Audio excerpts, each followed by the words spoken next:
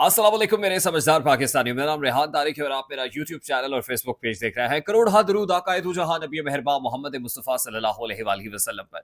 इस दुआ और इस उम्मीद के साथ इस व्लॉग का आगाज करते हैं कि अल्लाह रब्बुल इज्जत इस मुल्क के फैसला साजों के दिलों में समझदार पाकिस्तानियों के लिए नरमी पैदा कर दे। ईरानी सदर इब्राहिम रईसी के हेलीकॉप्टर क्रैश की तहकीकात अब एक नया रुख इख्तियार कर गई हैं और तमाम तर ताने बाने आलमी ताकतों उनकी साजिशों से मिल रहे हैं। मैं ये स्टोरी आज तफसील के साथ आज इस व्लॉग के अंदर आपके सामने रखूंगा। आपकी खिदमत में कुछ हकायक गोश गुजार करने की कोशिश करूंगा, लेकिन उससे पहले मैं आपसे रिक्वेस्ट करता हूं कि अगर आपने हमारा चैनल सब्सक्राइब नहीं किया तो चैनल को सब्सक्राइब कर लीजिएगा।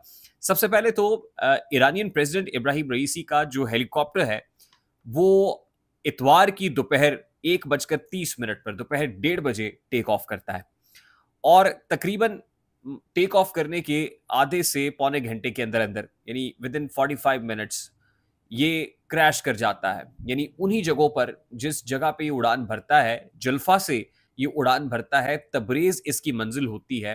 ये ईस्टर्न ईरान के अज़रबैजान का इलाका और ईरानियन जो सिटी है उसके अंदर एक ऐसी जगह पर गिरता है जो फॉरेस्ट का जंगल गुंजान जंगल का इलाका होता है और जहां पहुंचना बहुत ज्यादा चैलेंजिंग हो जाता है रेस्क्यू टीमों के लिए। अच्छा, अब जिस वक्त ये हेलीकॉप्टर हादसे का शिकार होता है और इतला पहुंचती है ईरानियन जो अथॉरिटीज हैं उन तक, ये मामला ईरानियन न्यूज एजेंसी रिपोर्ट करती है विद इन एन आवर जैसे ही ये क्रैश लैंडिंग होती है, यानी क्रैश होता है हेलीकॉप्टर, उसके 1 घंटे के अंदर अंदर एक फ्लाइट अजरबैजान के एयरपोर्ट के ऊपर लैंड करती है। अब असल में सारा मामला इस फ्लाइट के गिर्द घूम रहा है।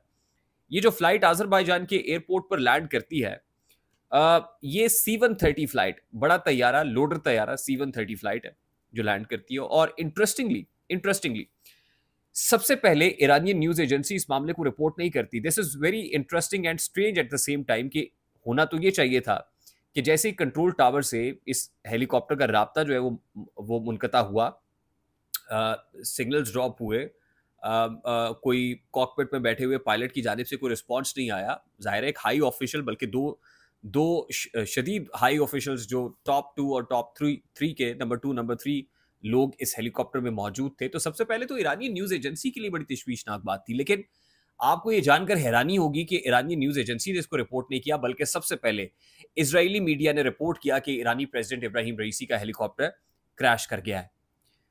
उसके बाद ये बात मजीद बाइसे ताजुब होगी कि ईरानियन न्यूज एजेंसी से पहले इजरायली मीडिया ने रिपोर्ट करने के बाद ये खबर मीडिया से आउट कर दी, निकाल ली, और उसके बाद जो इजरायली न्यूज़पेपर्स है उसमें से भी ये खबर आउट कर ली गई, पुल कर ली गई।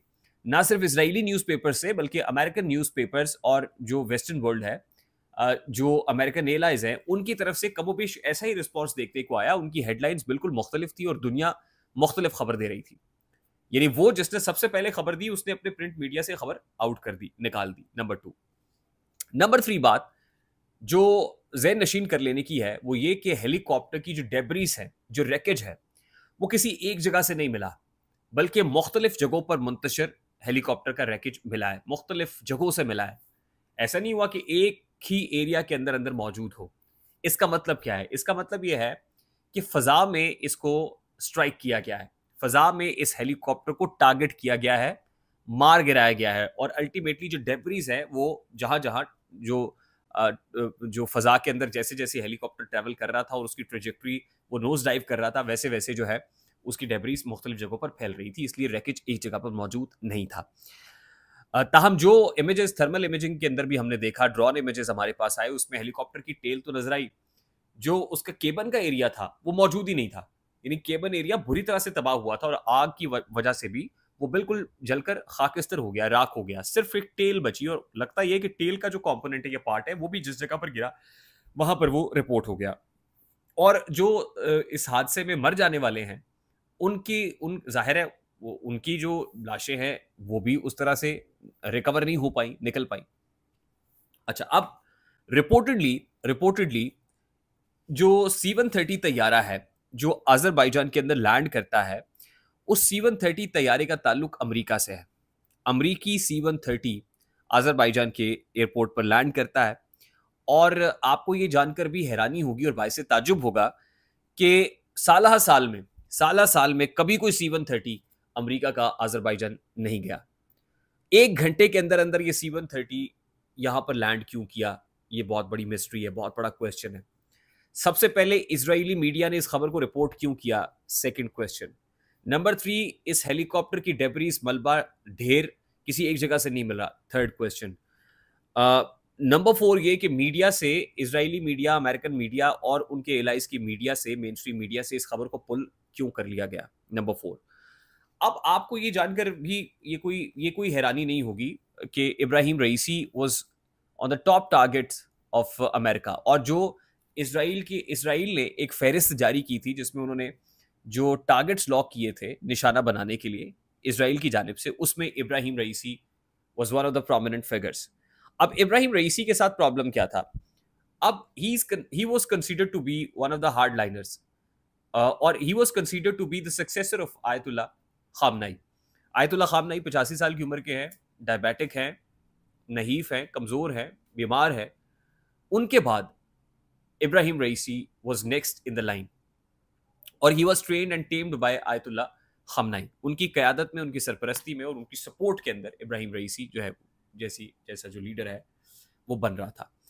अब बहुत बड़ा डैमेज ये है, वो कुव्वतें जो फोर्स, और फिर खास तौर पे इन पर्टिकुलर जब ये जुडिशरी के हेड भी थे, तो उस वक्त जिन लोगों को जो है वो डेथ पेनल्टीज दी गई थी इनकी कोर्ट की तरफ से, अदालतों की तरफ से, और कंसेंसस के साथ दी गई थी, वो भी वेस्टर्न वर्ल्ड को या सो कॉल्ड डेवलप्ड वर्ल्ड को, अमेरिका बहादुर को पसंद नहीं आया था।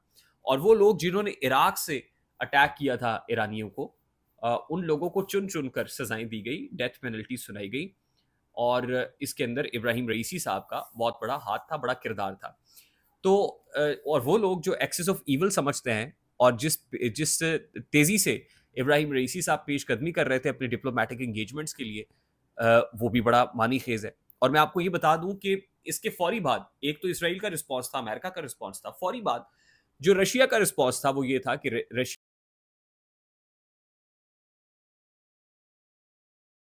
सबसे पहले रशिया ने अपनी रेस्क्यू सर्विसेज ऑफर की, और उसके बाद जो इन्वेस्टिगेशन है इसकी, उसके लिए भी अपने आप को वॉलंटियर किया कि हम इन्वेस्टिगेशंस के अंदर भी भरपूर साथ देंगे। This is very symbolic. China ने इसको कंडेम जरूर किया, लेकिन अभी तक कोई हार्ड रिस्पॉन्स इस तरह से वैसे नहीं आया। जैसे एक्सेस ऑफ ईवल अगर ये 3 समझे जाते हैं तो इनकी तरफ से कोई कंबाइंड कोई रिस्पॉन्स आए।